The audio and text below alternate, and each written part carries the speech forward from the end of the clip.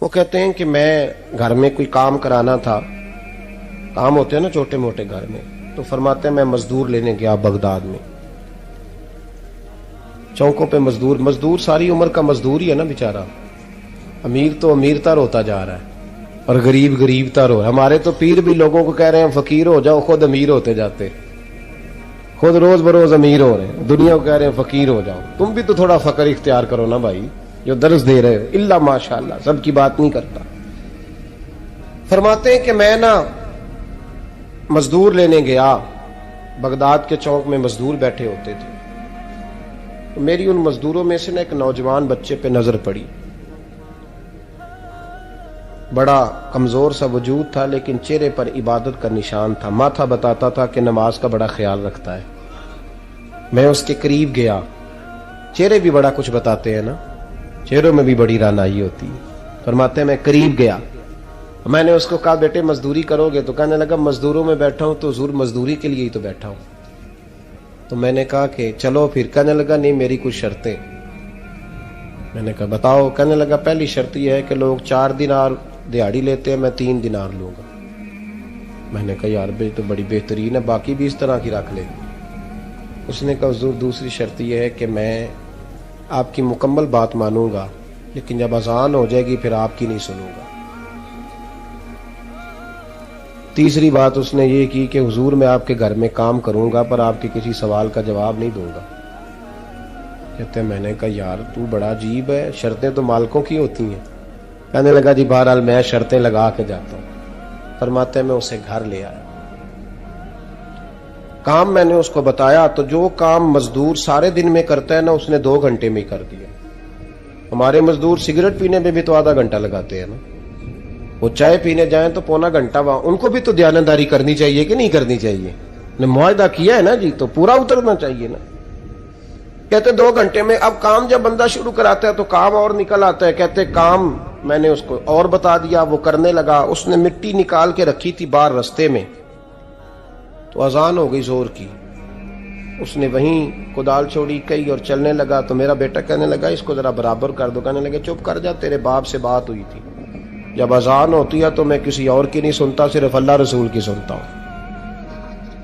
کہتے ہیں مسجد چلا گیا، نماز پڑھ کے آیا تو دوپہر کا وقت تھا. میری بیوی کہنے لگی اس کو کھانا کھا لے.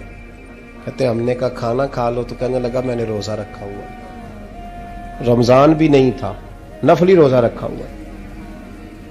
فرماتے ہیں شام ہوئی، میں نے 3 دینار دیے. تو میں نے کہا تیرا نام کیا ہے؟ کہنے لگا میں نے آپ سے کہا تھا میں کسی سوال کا جواب نہیں دوں گا. تو وہ چلا گیا. اگلے دن میں پھر لینے گیا اسے، کام کچھ اور نکل آئے. تو لوگوں نے بتایا وہ صرف ہفتے والے دن آتا ہے. میں نے کہا کیوں؟ کہنے لگے جی وہ کہتا ہے میرا ہفتے کا خرچہ 3 دینار ہے، جب 3 دینار کما لیتا ہوں تو باقی سارا ٹائم اللہ رسول کی ذکر میں گزار دیا کرتا ہوں. فرماتے ہیں عجیب. اگلے ہفتے میں پھر لینے گیا، میں نے پورا ہفتہ انتظار کیا کہ کام اسی سے کرانا ہے. میں جب گیا تو میں نے کہا چلو. کہنے لگا میری شرطیں یاد ہے نا؟ اور میں نے کہا یاد ہے بھائی ساتھ چل. فرماتے ہیں کام کرایا. 2-3 ہفتے وہ آتا رہا. ایک ہفتے میں گیا تو لوگوں نے کہا حضور آج نہیں آیا. کیوں؟ کہنے لگے بیمار ہو گئے. کہاں گھر ہے؟ کہنے لگے بغداد کے قبرستان کے پیچھے جو کچی آبادی ہے اس میں رہتا ہے. فرماتے میں گیا، دروازے پہ دستک دی تو کہنے لگا حضور آپ ہیں؟ دروازہ کھلا ہے، آ جائیے. فرماتے ہیں میں اندر گیا تو میں نے کہا تمہیں کیسے پتا چلا میں آیا ہوں؟ کہنے لگا حضور اللہ والے ہو، آپ نہیں آنا تھا، ورنہ امیر تو غریبوں کا پتہ لینے کوئی نہیں آتے. کہتے میں قریب گیا تو کہنے لگا میں آپ کا انتظار کر رہا تھا، تیز بخار ہے، تپ رہا. جیب سے کچھ پیسے نکالے. کہنے لگا یہ پیسے رکھ لیں. ایک انگوٹھی نکالی. کہنے لگا حضور آج رات کو میرا انتقال ہو جائے گا، ان پیسوں کا کفن خرید کے صبح جنازہ پڑھ کے مجھے دفن کر دینا، اور جب دفن کرو تو یہ انگوٹھی لے کے عصر کے بعد ہارون رشید کے پاس جانا. آپ اسے کہنا میں نے ملنا ہے پر وہ آپ کو ٹائم نہیں دے گا. آپ اس کو آواز دیجئے گا کہ تیری ایک امانت ہے میرے پاس. پھر وہ آپ سے ملے گا تو انگوٹھی دے دیں. پھر آپ میری طرف سے فارغ ہیں. حضرت فرمانے لگے تیرا نام؟ اور کہنے لگا حضور وقت تھوڑا ہے، آج رات میں نے جانا ہے، بڑی لمبی معافی مانگنی ہے رب کریم سے، اگر مناسب سمجھے تو مجھے اپنے رب سے تنہائی کرنے دیں. فرماتے ہیں میں آ گیا اور اس کی باتوں نے مجھے ساری رات سونے نہیں دیا. فرماتے ہیں صبح بڑی مشکل سے سورج نکلا، میں گیا دروازے پہ ہاتھ رکھا تو دروازہ کھلا ہوا تھا. اندر داخل ہوا تو خوشبوئیں میرا استقبال کر رہی تھی. جب چہرے سے کپڑا ہٹایا تو اس کا تو انتقال ہو چکا، انتقال ہو چکا، ایسے جیسے کسی کا دیدار کر کے سویا. کہتے میں تو 2 آدمی لے گیا تھا جنازے پہ، پر پتہ نہیں دنیا کدھر کدھر سے آئی، کہاں کہاں سے. اکھاں جدو میٹیاں زمانہ مینو روے گا، اپنا تے اپنا بیگانہ مینو روے گا، اپنا تے اپنا. اور میاں صاحب نے کہا تھا بعد مرن دے مکھڑا میرا ہو جاوے جے تازہ، پھر سمجھ لینا محبوب میرے نے آن پڑیا جنازہ. اور کسی اردو کے شاعر نے کہا تھا میرے مرنے پہ ہر سو شور مچ جائے گا دیکھو گے. اللہ میرے مرنے پہ ہر سو شور مچ جائے گا دیکھو گے، کہنے الوداع سرکار خود تشریف لائیں گے. فرماتے ہیں میں تو 2 بندے لے گیا تھا پر پتہ نہیں مخلوق کہاں کہاں سے آئی.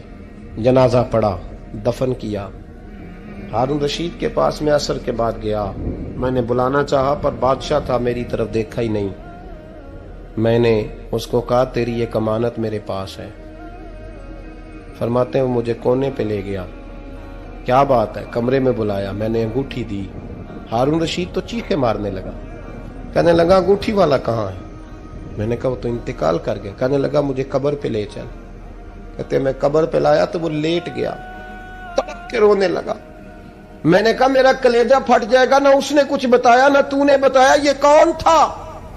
تو ہارون رشید کہنے لگا یہ میرا بیٹا تھا. میں نے کہا تیرا بیٹا اور مزدور؟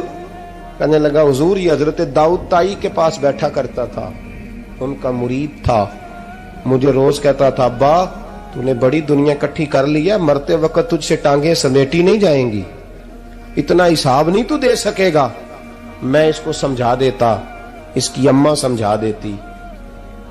یہ روز ہمیں کہتا چھوڑ دو آ جاؤ اللہ رسول کی بارگاہ میں جھک جائیں. ہم ایک دن یہ چلا گیا، کہنے لگا پھر تمہارا راستہ اور ہے اور میرا راستہ اور ہے. یہ سونے کی انگوٹھی غلطی سے اس کے پاس رہ گئی، غلطی سے ہیرے کی انگوٹھی چلی گئی. کہنے لگا دیکھو میرے بیٹے نے آج وہ بھی واپس کر دی ہے. پھر تڑپ کے کہنے لگا ہارون رشید تھا تو یہ میرا بیٹا پر میرا مرشد نکلا، میرا پیر نکلا. بھائی زندگی تو بڑی تھوڑی ہے نا. بابا صاحب نے کہا تھا اٹھ فریدہ ستیا، اور داڑھی آ گیا پور، اگا نیڑے آ گیا پچھا رہ گیا دور. اٹھ فریدہ ستیا خلقت ویکھن جا، متے کوئی مل جائی بخشیا تے تم ہی بخشیا جا. اٹھ فریدہ ستیا چاڑو دے مسیت، تو ستے رب جاگدا تیری ڈاڈے نال پریت. میرا رب ہمیں بھی اپنی بارگاہ میں قبول فرمائے. کہ حضرت حبیب اجمی ایک بزرگ تھے، ان کے پاس ایک شخص اکثر آتا تھا، بڑا مالدار تھا، ایک ہی بیٹی تھی، وہ بھی ٹانگوں سے معذور تھی. تو آپ اکثر اس کو کہتے ہیں کہ تو توبہ کر، اللہ کی بارگاہ میں رجوع کر. ایک وقت ایسا آتا ہے کہ پھر انسان کا جب کوئی اپنا نہیں رہتا پھر اسے مصلی یاد آتا ہے، لیکن اگر مصلی کی عادت بچپن سے پڑ جائے نا تو پھر ذرا آسان ہوتا ہے اللہ سے دل لگانا. وہ اکثر آپ اس کو کہتے ہیں کہ ٹھیک ہو جائے کہ تو بیٹی ہے، وہ بھی بیچاری معذور ہے، تو کہاں دولت لے جائے گی. آج کرتا ہوں، ہم تاریخیں دیتے رہتے ہیں نا اللہ تعالیٰ کو معاذ اللہ کہ رمضان سے میں نے نیک ہو جانا ہے، عمرہ کر کے آؤں گا تو پھر میں پکا نمازی ہوں. خدا کے بندو، کس نے تجھے بتایا کہ رمضان تک تو زندہ رہے گا؟ کس نے خبر کی کہ عمرہ کرنے تک تو بچے گا؟ حضرت حبیب اجمی اس کو کہتے تو کہتا بڑی جلدی ٹھیک ہو جاؤں گا. ایک دن سویرے سویرے توبہ کرنے آ گیا. آپ نے فرمایا کیا ہوا؟ تو کہنے لگا حضرت جی کل ایک 15 سال کا نوجوان ملا ہے اور مجھے توبہ کرا گیا. مزہ ہی اس عمر میں اللہ اللہ کرنے کا. نبی کریم سے محبت بھی کرنی ہو تو یہی عمر ہے. عشق لگا سی کھیڈاں کھیڈ دی نوں تے پھر مینوں کھیڈاں بھول بھول گئیاں. کجل پایا سی میں یار دے ویکھنے نوں، پھر او دی یاد وچ روندیاں ہی ڈل گئیاں. हैदर शाह इस गली कदे न रोल दी, पर हुन ते रोल दी रोल गई। जिन लोगों ने अबू जाल को कत्ल किया था उनकी उम्र भी 15 साल थी। हम तो बड़े नहीं ना होते सारी जिंदगी, ना हमें को बड़ा होने देता है, हम बड़े ही नहीं होते, ये तो उम्र है कुछ कर गुजरने की।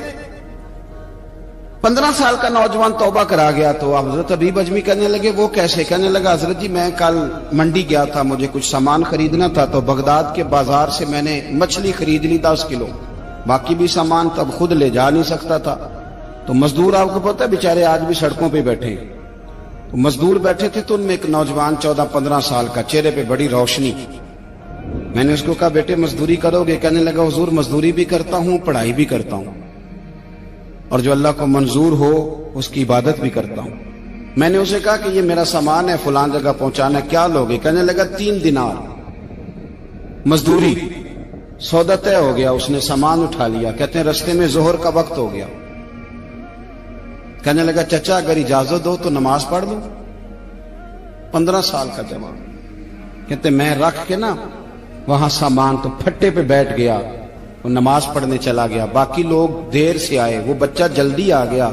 मैंने कहा बेटे आप जल्दी आ गए? कहने लगे नफल छोड़ दिए, अब यही ना समझ लें कि काम चोर है, मैं बाद में पढ़ लूंगा। कहते हैं वो दोपहर का वक्त, रमजान भी नहीं था, मैं उस बच्चे को नौजवान घर ले गया और मैंने अपनी बीवी से कहा कि बड़ा नेक है, नमाजी है।